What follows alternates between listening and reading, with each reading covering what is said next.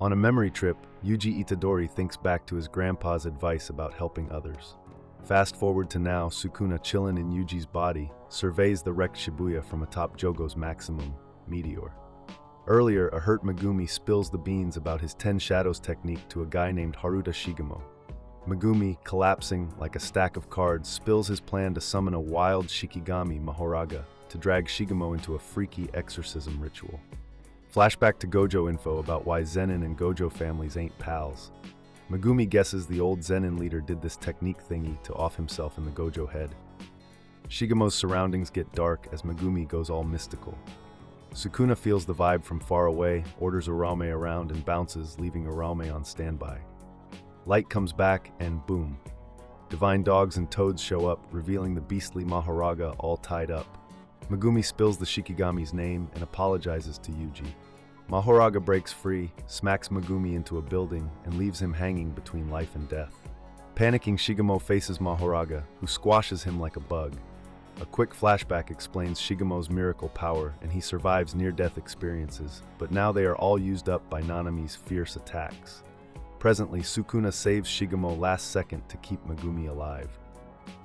The reverse curse technique gets Megumi back on his feet, and Sukuna faces off against Mahoraga.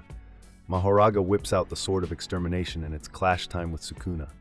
Positive energy swings, Sukuna dodges, throws punches, and dismantles the Shikigami.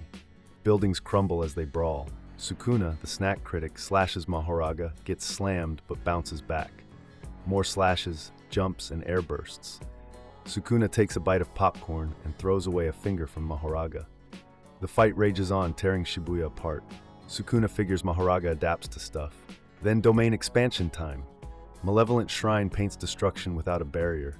Sukuna carves up everything within 140 meters. Mahoraga stands tall but gets a flaming arrow finish, making a fiery spectacle and ending the chaos. Yuji, shocked, stares at something. Back in the now, Mahoraga's gone, and Sukuna tells Shigemo to beat it. Shigemo, in his joy, runs into the malevolent shrine crater and gets sliced in half. Sukuna takes Megumi to the healers and goes back to Shibuya 109.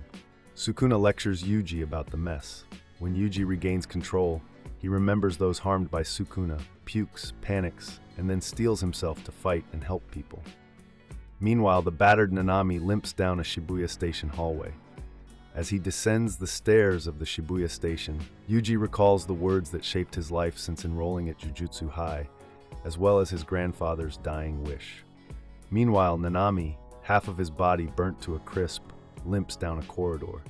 He's not just walking, he's daydreaming about strolling on a tropical beach like he's on vacation from getting burnt to a crisp.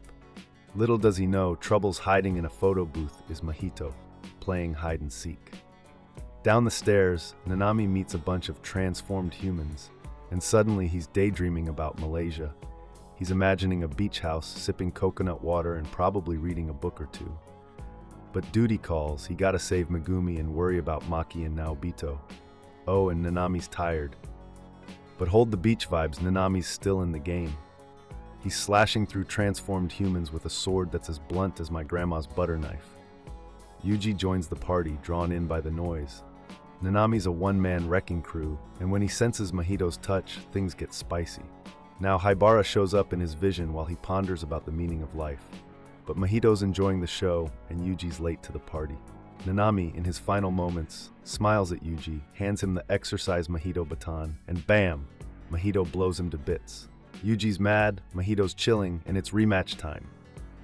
Mahito pulls a magic trick, turning a tiny human into a wall that Yuji can't punch through. Yuji gets a face full of monster punch, a bloody souvenir included. Mahito's bragging about transfigured hands, but Yuji's not impressed. They dance along the wall, dodging and punching, all while Mahito talks smack. But here's the kicker, Mahito turns his hand into a blade, claiming he could have split Yuji's skull. Yuji's fuming, asking Mahito about the whole playing with lives deal. Mahito's just laughing it off, promising more remorse. Then comes the gruesome Junpei puppet show, and Mahito's convinced they're two peas in a cursed pod. But hold up, Yuji's channeling Nanami, staying cool, and ready to prove he's the real sorcery deal. Mahito transforms the monster into a wall of hands, pushing towards Yuji. It's a dark, squeezing showdown, punches flying, and suddenly, Yuji pulls a vanishing act. Kick to the face, double foot stomp. Yuji's making Mahito dance, and that's where our tale takes a breather. The rematch is just getting started. Yuji found himself in a tight spot, surrounded by a monster with buzzsaws and Mahito's tricky moves.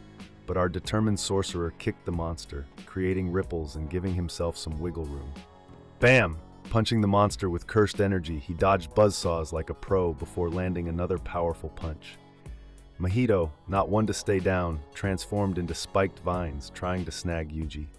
Our hero, quick on his feet, danced past those vines, running straight at Mahito.